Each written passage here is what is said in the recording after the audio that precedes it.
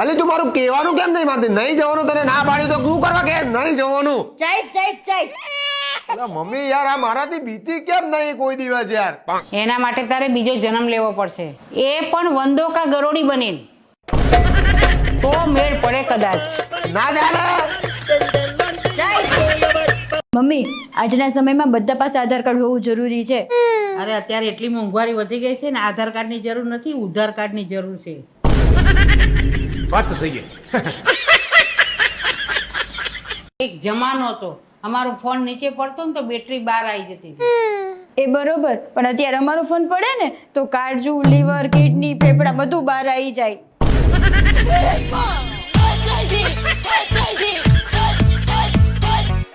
Mummy તમે ક્યાં સાબુથી નાઈ નાઈવા? ડોક્સ.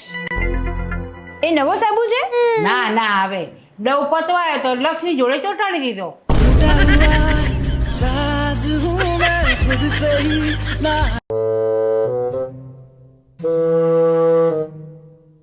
ગલું મહેમાનને પૂછ્યા તો જમવાનું.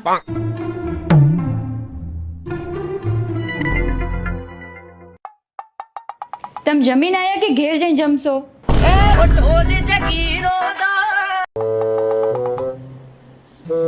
આવી ગયા મમ્મી? હો, આજ તો કોકની કિસ્મત ખુલી જશે. બોલ કેમ? અરે 10 રૂપિયાની મગફળી ભૂલી ગઈ રિક્ષામાં. જીવ બળી ગયું મારો. બોલ.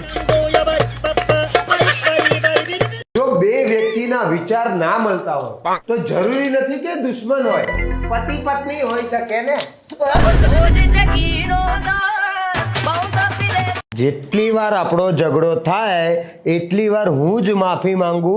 કોક દિવસ સામે ચાલીને તુંય માફી માંગ. માફી માંગે ને તો ના થઈ જવાય.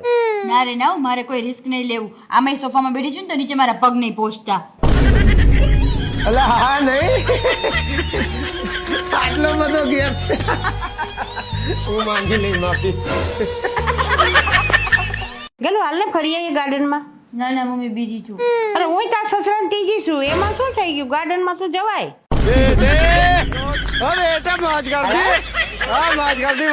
મમ્મી તમને જિંદગીમાં ક્યારે ન્યુમોનિયાથી તકલીફ થઈ હતી? હા, ક્યારે? સ્કૂલમાં સાહેબે એને સ્પેલિંગ પૂછ્યો ને ત્યારે.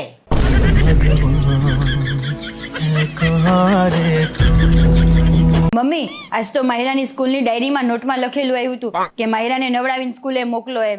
તો તુંય લખીને મોકલી દે ને કે છોકરાને ભણવામાં ધ્યાન રાખો, ઊંઘવાનું રહેવા દો.